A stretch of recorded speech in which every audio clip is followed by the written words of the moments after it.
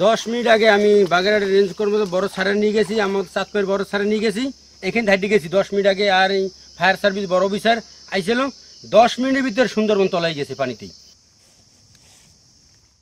4 দিন পরে সুন্দরবনের আমরবুনিয়া এলাকায় লাগা আগুন পুরোপুরি নিভেছে। পোড়া বনভূমিতে জমেছে জোয়ার ও বৃষ্টির পানি। মঙ্গলবার দিনব্যাপী আগুন লাগা এলাকা পর্যবেক্ষণ করে আগুনের অস্তিত্ব পায়নি ফায়ার সার্ভিস ও বন বিভাগের সদস্যরা। তবে অতিরিক্ত সতর্কতার জন্য আরও 24 ঘণ্টা পর্যবেক্ষণ করা হবে বলে জানিয়েছেন সুন্দরবন পূর্ব বন বিভাগের বিভাগীয় বন কর্মকর্তা কাজী মোহাম্মদ নুরুল করিম। আপনাদেরকে আমরা গত 3-4 দিন যাবত আপনি দেখছেন মানে এই যে সুন্দরবনে আগুন নিয়ে আমরা মানে সরকারের সমস্ত ডিপার্টমেন্ট, বিশেষ করে বাংলাদেশ বন বিভাগ, ফায়ার ব্রিগেড, ফায়ার সার্ভিস, জেলা প্রশাসন, পুলিশ প্রশাসন, নৌবাহিনী, কোস্টগার্ড, বিমান বাহিনী সহ সরকারের সমস্ত অর্গান সারা দিন রাত চেষ্টা করে আপনার এই অগ্নি নির্বাপনের কাজ করেছে।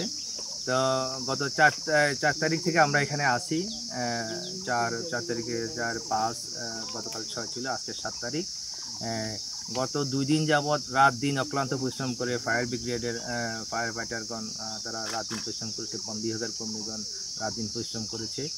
এখন আমরা গত 2 ঘন্টা যাবৎ আমাদের ফায়ার ব্রিগেডের সহকারী পরিচালক মহোদয় আছেন, আমাদের বাগেরহাটের অফিসারগণ আছেন, সমস্ত অফিসারগণ মিলে আমরা আবার টোটাল জায়গাটা যেটা এফেক্টেড হয়েছিল টোটাল জায়গাটা আমরা ভিজিট করেছি। এবং সুখের বিষয় হলো গতকাল বিকাল 5:30টায় আগুন নিভে গেছে।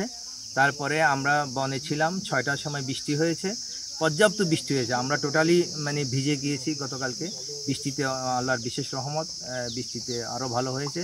আগুন নেভানোর কাজে প্রশিক্ষিত বাহিনীর সঙ্গে যোগ দেয় স্থানীয় 5 শতাধিক বাসিন্দা। সবার সম্মিলিত চেষ্টায় আগুন পুরোপুরি না নিভলেও এদিন দুপুর নাগাদ আগুন নিয়ন্ত্রণে আসে বলে আনুষ্ঠানিক ঘোষণা দেয় ফায়ার সার্ভিস। দিনব্যাপী ঘটনাস্থল পরিদর্শন করে আগুন ও ধোঁয়ার অস্তিত্ব না পেয়ে অবশেষে সন্ধ্যায় আগুন সম্পূর্ণ নিভে গেছে বলে জানায় বন বিভাগ। আমি 12:30টার দিকে ডিএফও মহোদয় এবং এসিএফ মহোদয় এছাড়া আমার লোকজন প্রায় আমরা টিমে প্রায় 12-14 জন, ওনাদের প্রোভাইডার অনেক কিছু ছিল।